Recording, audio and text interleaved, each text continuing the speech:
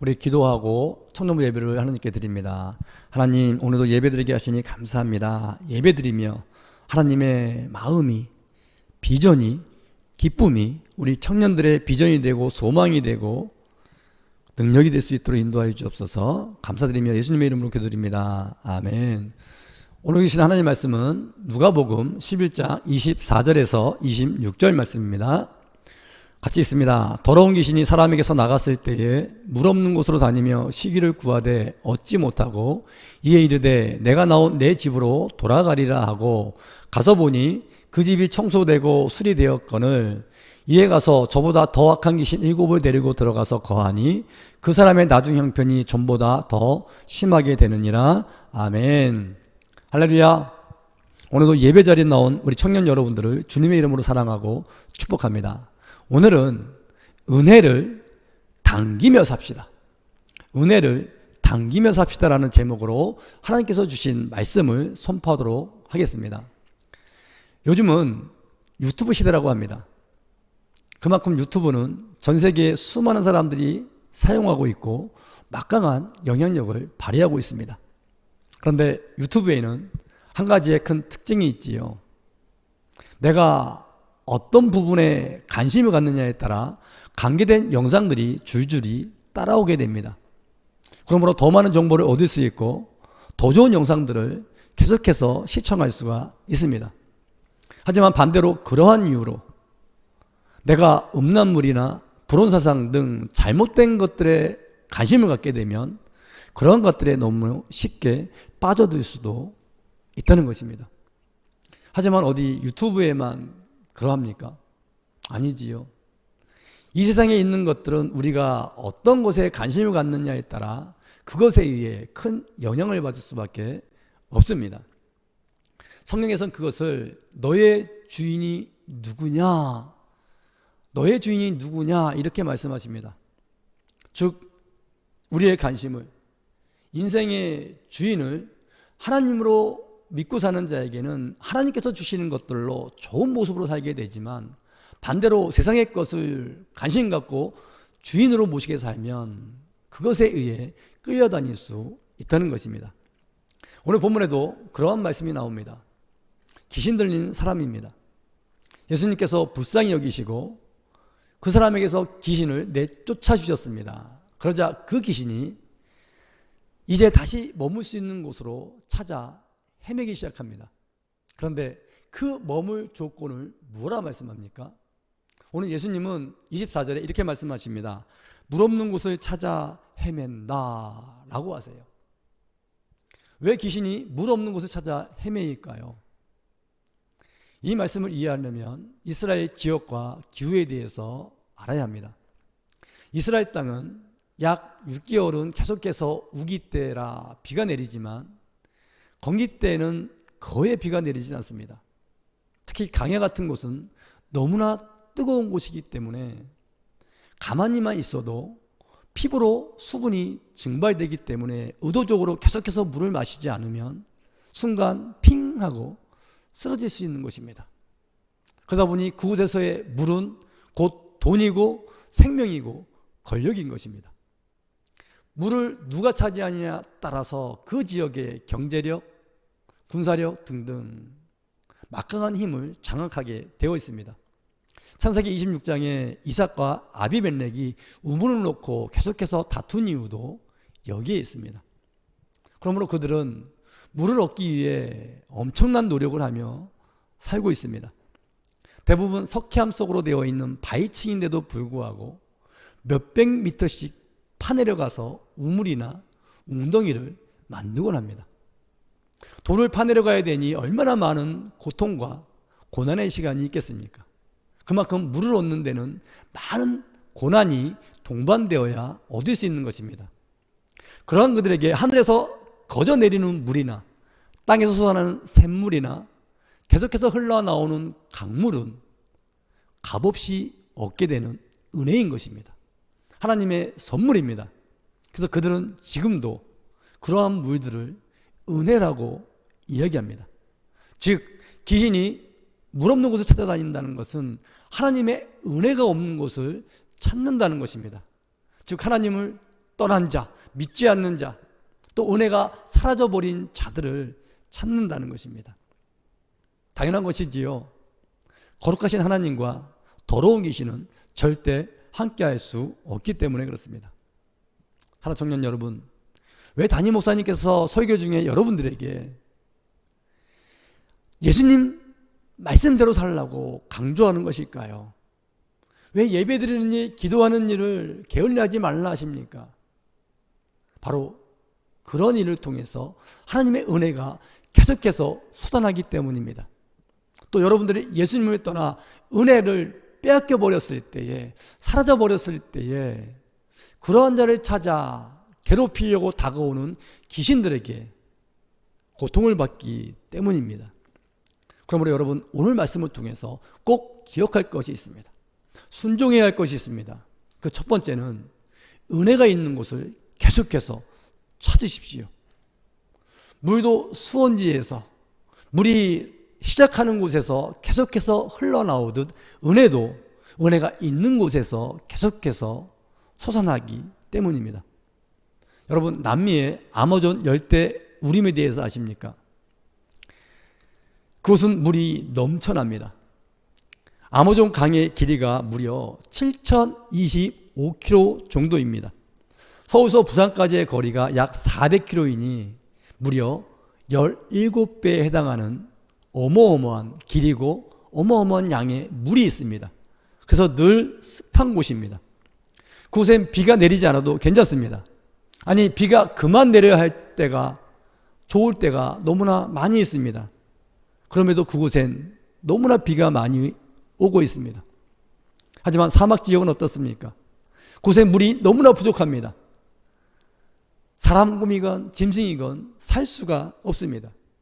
그럼에도 비는 점점 더 내리질 않고 있습니다. 이상하지 않습니까? 왜 비는 계속해서 오는 곳에만 내리고 있는 것일까요? 그 이유는 물이 물을 당기기 때문입니다. 강물의 양이 어마어마하니 수많은 수증기가 하늘로 올라갑니다. 구름이 발생하고요, 구름 안에 있는 물이 계속해서 수증기를 공급받다 보니 견디지 못하고 땅으로 쏟아지는 것입니다. 물이 물을 당기는 것입니다. 하지만 사막 지역은요, 뜨거움만 계속해서 올라가다 보니 뜨거움만 땅으로 당기는 것입니다. 여러분들이 아마존 강가 같은 곳에 살고 있다면 큰 노력 없어도 물의 풍부함을 누릴 수 있지만, 사막 지역에 살고 있다면 메마름과 뜨거움 속에 살 수밖에 없는 것입니다.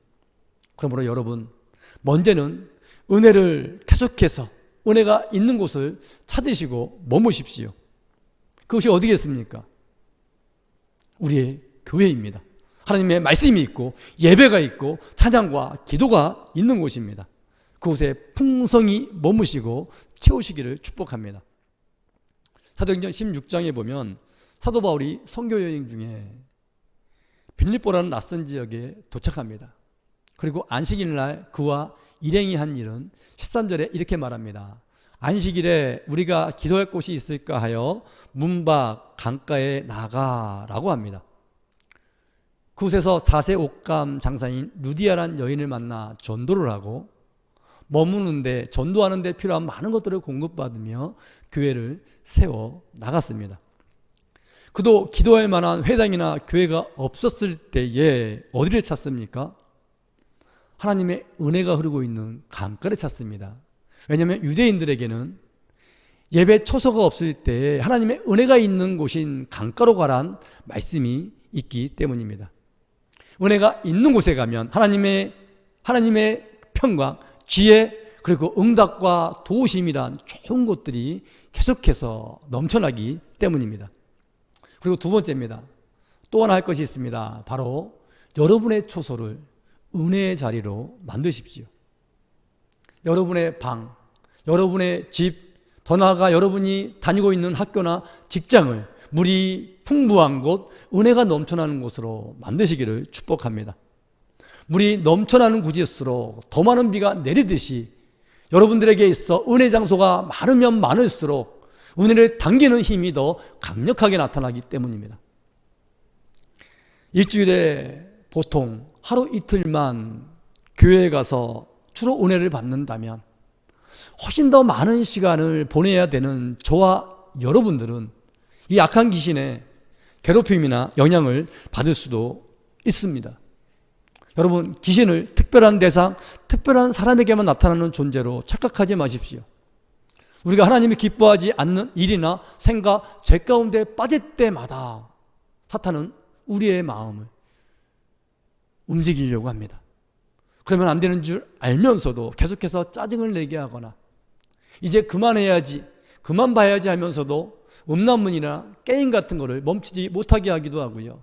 별거 아닌 일인데도 마음이 상해져서 가정과 학교와 직장 가운데 서로들 다투게 하기도 합니다. 내게 은혜가 있을지라도 내가 있는 곳이 은혜가 없고 또 은혜 없는 사람들을 통해서 우리의 평안, 우리의 업무, 우리의 관계를 엉망으로 만드는 것입니다. 은혜가 채워질 때에 비로소 깊은 바다처럼 평안할 수 있는 것입니다. 요즘은 그러한 장소로 만들기가 너무나 좋은 때입니다. 교회 홈페이지만 들어가도 설교 말씀이 넘쳐납니다. 스마트폰, 유튜브, 그리고 인터넷을 통해서 하나님의 말씀과 찬양과 은혜의 시간을 가질 수 있습니다. 성경책도 넘쳐나고요. 큐티책도 우리에게 너무나 많이 주어져 있습니다. 그렇게 주님을 만나고 느끼는 장소로 만들어가다 보면 어느새 그곳이, 우리가 머무는 곳이 하나님의 은혜가 흐르는 장소가 될 수 있습니다. 은혜가 흐르는 장소가 돼서 그 누가 와도 그곳에 오면 평안을 느끼고 주님의 은혜 가운데 머물 수 있는 것입니다.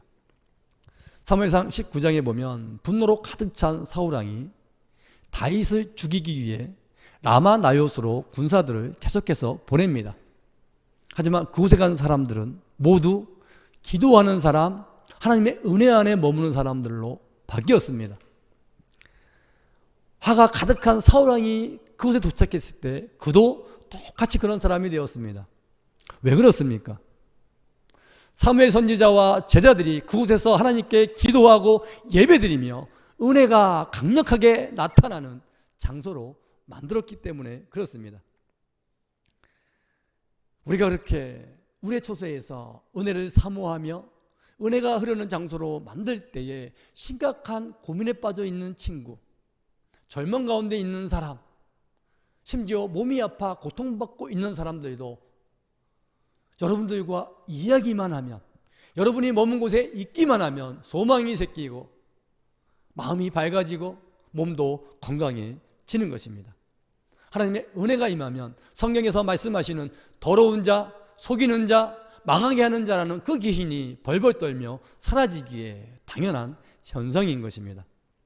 사랑하는 청년 여러분, 우리 교회 안에는 여러분의 직업이나 부모님의 직업상 코로나가 심할 때이라 예배드리러 올 수 없는 친구들이 많이 있습니다.